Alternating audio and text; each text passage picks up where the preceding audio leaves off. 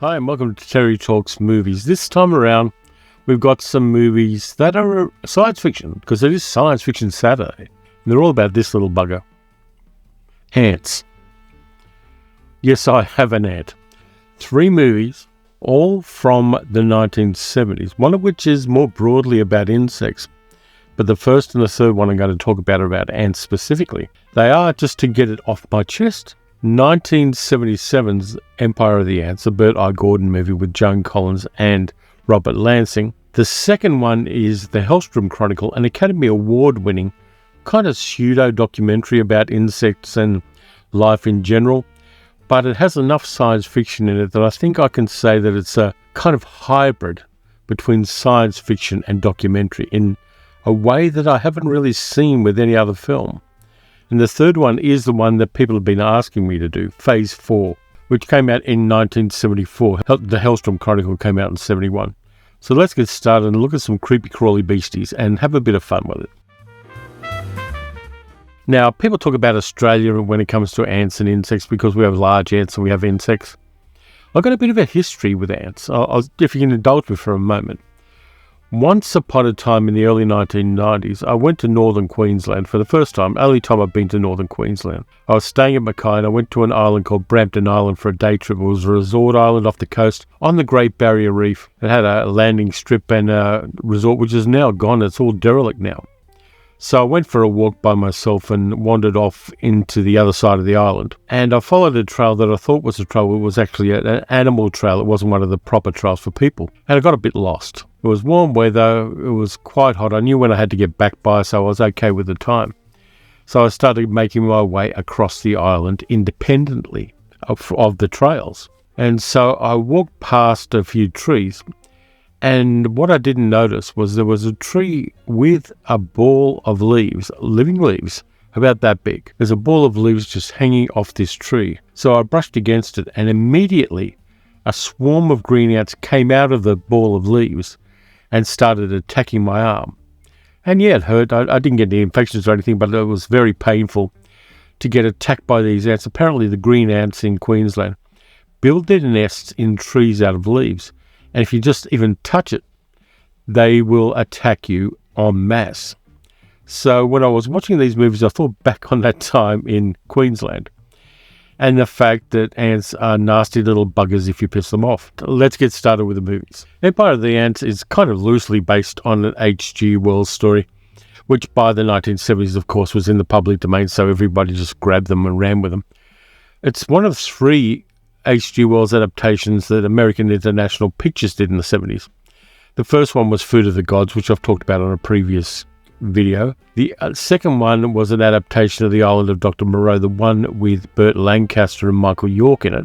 And the third one was Empire of the Ants, this one, which is a science fiction horror, eco-horror kind of movie, written by Burt I. Gordon, who recently died, unfortunately, but he was quite good at doing this sort of movie. They were kind of successful. They hit the drive-in circuit, they hit the flea pit circuit, and they were shown widely before they eventually, of course, came out on VHS and DVD and things like that. But this one's a kind of a weird fish in some ways. We get an opening narration where the behavior of ants is explained to us, and it's a little bit like some parts of Phase 4 and some parts of the Hellstrom Chronicle, where you get a little bit of a lecture at the start of it. And over the titles, you see some people dumping radioactive waste into the water off the coast of Florida in large drums. And when you see that at the start of a science fiction movie, it doesn't bode well for the future. One of the drums washes ashore, and some kind of silvery goo starts oozing out of it, and some ants start eating the silvery goo. Meanwhile, we've got that other highlight of 1970s Florida culture, dodgy land deals, and a shady land developer called Marilyn Fryson, played by Joan Collins. Oh, by the way, Captain, try and give us the smoothest possible trip, will you? We don't want any of our prospective buyers getting seasick. Yes, ma'am. Cut between the waves. Who's not the sort of person you really think of in this kind of role. She was looking around for gigs at the time. She Her career was in a little bit of a slump. It was before Dynasty and all that kind of thing. So she's in there playing a real estate huckster who is trying to sell off plots of land on an island that she has. She's telling people the infrastructure that's on the island, which isn't really there. All of that kind of shifty stuff. It's not a role that really suits her. The boat captain's taking the people to the island for these real estate scams is Dan, played by Robert Lansing. And he does a kind of nice job on it.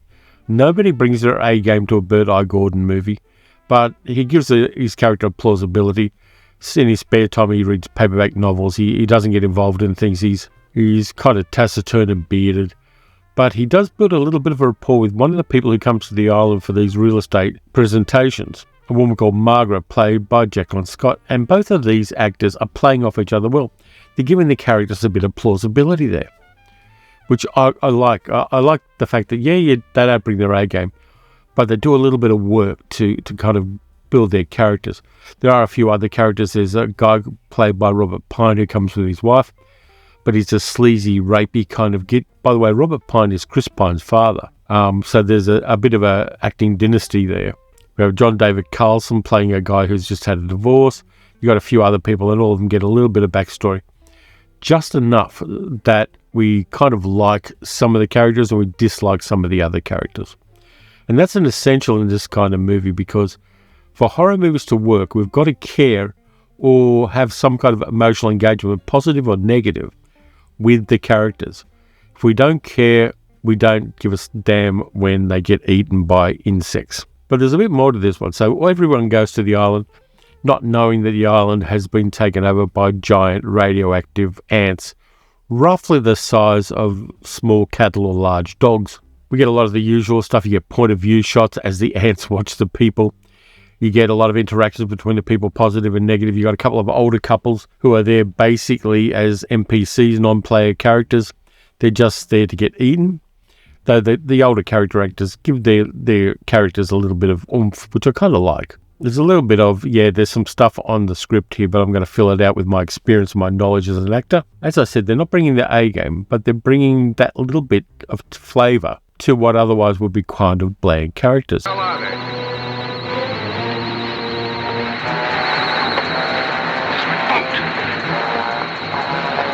So inevitably the ants attack, and some of the people survive, some of them don't, and the survivors manage to find a boat and work their way off the island and through the rivers of the Everglades and find their way to the local town. But something's not right in the town. They're trying to get help. They're trying to explain what's happened there. The sheriff doesn't seem particularly interested.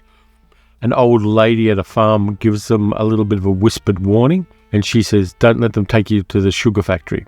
And that then leads us to the realization that the ants have taken over the town, and the queen ant, who again is quite large, is controlling the population of the town using pheromones to get the townspeople to defend the ant colony.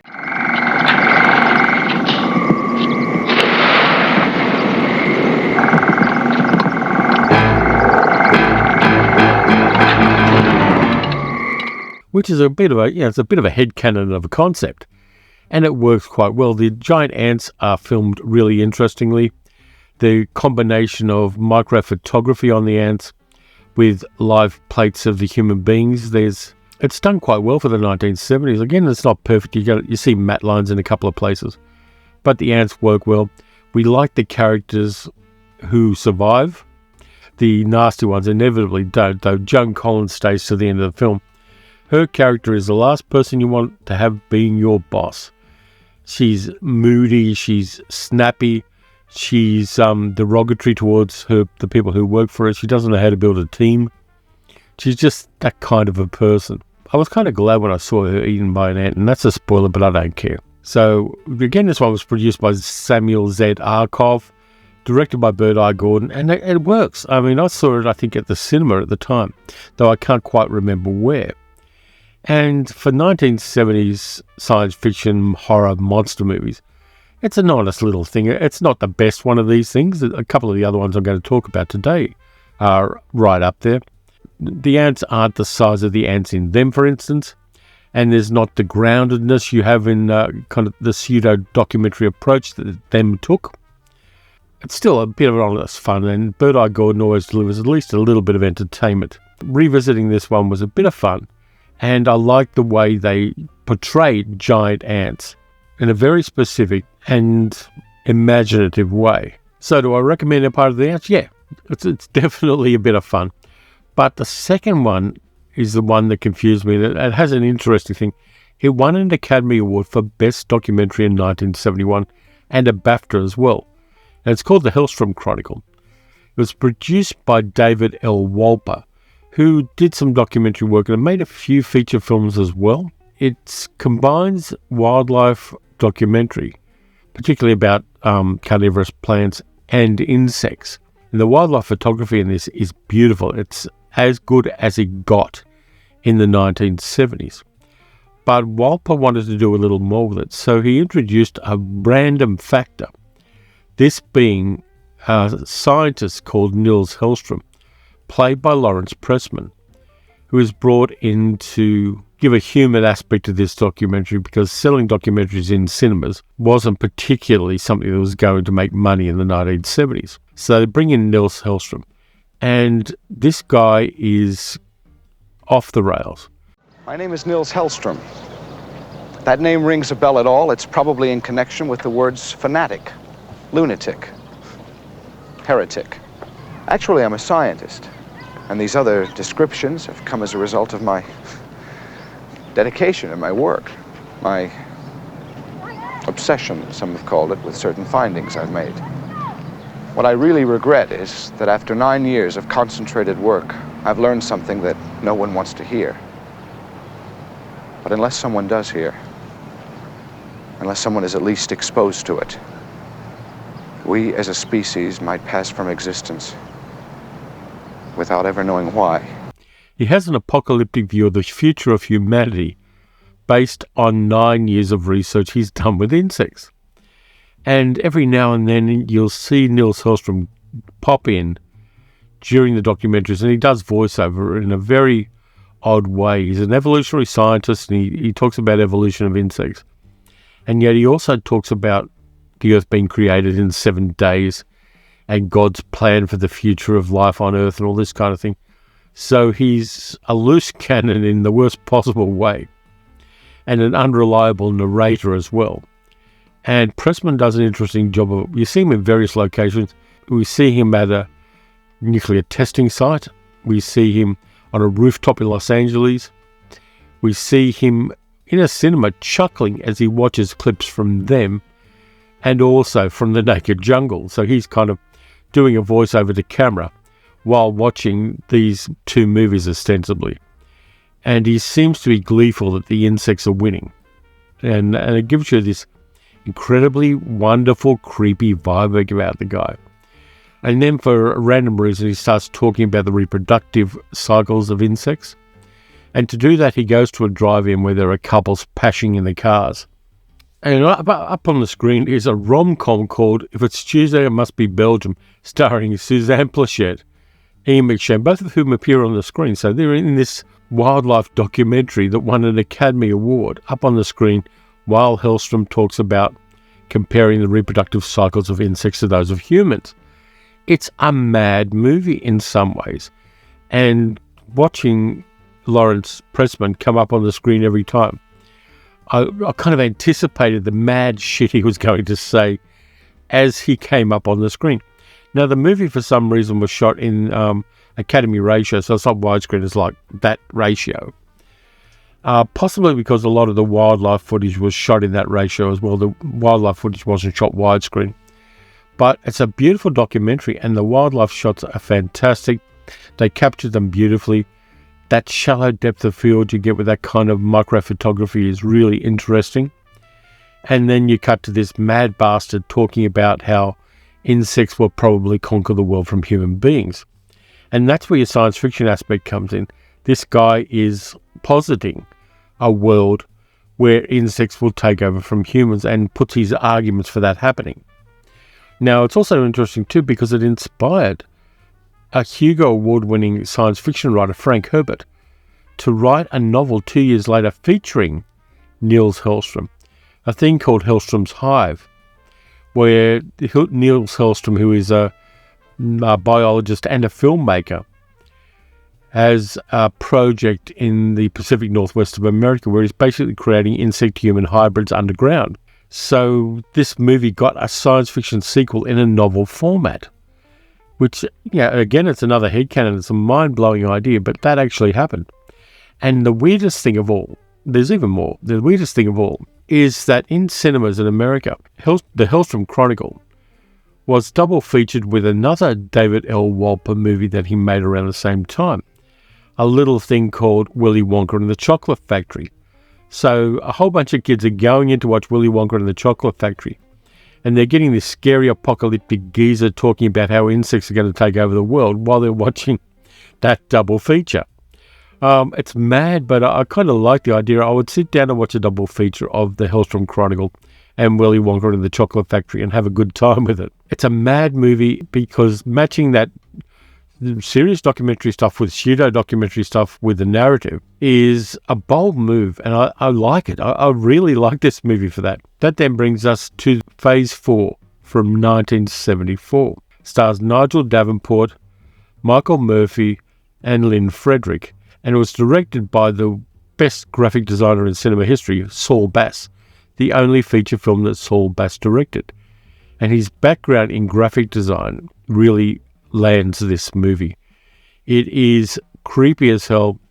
It works really well, and I'm going to tell you about it right now. Basically, there's some kind of cosmic event, whether it's a radiation burst or whether it's a supernova in the distance. It's never quite specified, but we see a little kind of space montage that Saul Bass gives us, which has had an effect on ants in a certain location in Arizona. Some strange things start happening. All the other wildlife around the ant's nest disappears, and the ants build these very unusual towers in the desert. Very similar, but more structured than termite mounds. And the other thing, and here's another mind-blowing thing, and this is the movie where the idea of crop circles came from. It didn't come from aliens. It came from a bunch of pranksters in the UK watching this movie because Ernest Hubbs, the character played by Nigel Davenport, and James Mesco, played by Michael Murphy, while they were investigating this phenomenon, find a crop circle in a cornfield, which is the idea of where the idea of crop circles come from. There's no previous idea of crop circles in any form in the world before this movie came out. And this movie has fed pop culture in a very interesting way. So Hubbs and Mesco set up a geodesic dome with some very specific equipment on near these mysterious towers that the ants have created. And they start studying the ants. Hubbs is a biologist, and Mesco is an information theory guy who is trying to see whether they can communicate with these ants, because they know the ants are doing something structured. And there are all these different species of ants who are cooperating for the first time in history together to build this structure and to create something that's a little bit unknowable. Meanwhile, a local farmer is attacked by the ants, and the only survivor of that attack is a young woman played by Lynn Frederick, who was a kind of interesting but tragic actress. She was married to Peter Sellers at one time, also married to David Frost. She was blacklisted from acting for reasons that can only be described as slut-shaming, because she had relationships with various men. She died fairly early, unfortunately, and the reasons she died aren't particularly known. But she did appear in a bunch of movies, including No Blade of Grass. She previously appeared in that movie with Nigel Davenport, which is why he recommended her for this film. And she made a few other movies afterwards, but this one's kind of interesting that she's playing about 4 or 5 years younger than herself. She's supposed to be a 16-year-old girl who is trapped in the geodesic dome research base with these two scientists. Now, the scientists try various things. Hubbs blows the towers apart with some kind of grenade things he's got, and the ants retaliate by creating mirrors around the station to overheat the people in the station and also to overheat their computer equipment. The ants infiltrate the station in various ways. Scientists retaliate by spreading a yellow insecticide poison all around the station through some very interesting looking delivery systems that are around the station. And all of this is done with that beautiful Saul Bass eye to graphic design. This movie looks beautiful. The microphotography of the ants' nests is particularly great because the ants' nests have a structure and a geometric nature to them, not the randomness of real-life ants' nests. They're domed tops with flat floors, and there are mysterious structures and mysterious crystals inside the ants' nests. And there's a scene where the ants are trying to find a way of handling this poison, where an ant will pick up a piece of the poison, carry it as far as it can before it dies, and another ant will pick it up and carry it as far as it can till it dies. And eventually that poison gets to the queen, who ingests it and starts producing young who are immune to that poison. And all of this is shown visually. There's no kind of voiceover to explain this. It's a mind-blowing little film. And Hubs eventually gets bitten by an ant and gets an infection which drives him a little bit nuts. And the station starts breaking down because the ants are overheating the station and they actually infiltrate the AC system of the station to sabotage that as well. The movie really takes some weird turns, and it's not like any other science fiction film. It's something of itself. It's really an unusual and memorable film which ends on a note of transcendence, which is kind of interesting because originally there was an ending that Saul Bass created for the movie with a montage showing a post-human world where the insects have taken over and are basically farming human beings. And that ending was lost for a long time until somebody found a copy of it. It was shown at a few film festivals, and it's also part of the Blu-ray release of Phase 4, which is a movie I'm going to have to pick up a copy of because I want to have that extra ending, which doesn't end on a kind of abrupt note the way the original theatrical release does. This movie was made 4 years before Star Wars, and it shows the possibilities of science fiction had it not be dumbed down by that movie. And it's really like it. Nigel Davenport's really good. So is Michael Murphy, who was always a very grounded actor. The production design is next level good. The geodesic dome, the 1970s computers and scanners and cameras and all that kind of thing are groovy as well. The way the ants are integrated into the footage of the internals of a lot of that computer equipment and the air conditioning unit and how the ants sabotage it is really fantastic stuff. I like this movie a lot. I think it's one of the great unsung science fiction movies of the 1970s. And it shows what can be done when you get somebody with an incredible visual imagination, you get the right script, you get a minimal cast, you get a kind of pared back world. It just takes us somewhere that movies really didn't take us before this. I think it may have been influenced by some Eastern European style science fiction movies, which have a little bit of the same feel in some ways. But it's definitely not influenced by American cinema at the time because nobody else was doing this stuff. It is something of its own. And Saul Bass didn't make any other feature films after this. This is his one shot. This is the same thing to him as The Night of the Hunter is to Charles Lawton. And if you haven't seen Phase 4, I haven't seen it lately, it really is worth revisiting. It's something really special in the realm of science fiction. Now, there was a novelization of it done by Barry Malzberg, and I'll take a little footage of my copy of that novel, which used the original script by Mayo Simon and gives us that transcendent ending in novel form. But Phase 4, you should definitely see and enjoy and tell your friends about as well. So that's it for this time around. Thanks a lot for watching. If you enjoyed the video, please like, subscribe, leave a comment. Let me know what you think of these movies. And I know there are a bunch of other ant films and insect films that I could talk about, and I may well do in the future, but I thought I'd stick to those three for this one. You can also support the channel by donating at patreon.com/TerryTalksMovies. Next video, I've got a couple of really interesting horror films, one modern, one from back in the day, both of which are really worth checking out. And I may have some news about the channel then, which is kind of mind-blowing for me. But in the meantime, watch some old movies, watch some new movies, watch some good movies, watch some bad movies. watch some insect movies and just have a little bit of fun and kind of challenge yourself not to feel like something's crawling up your arm while you're watching it. And I'll catch you next time.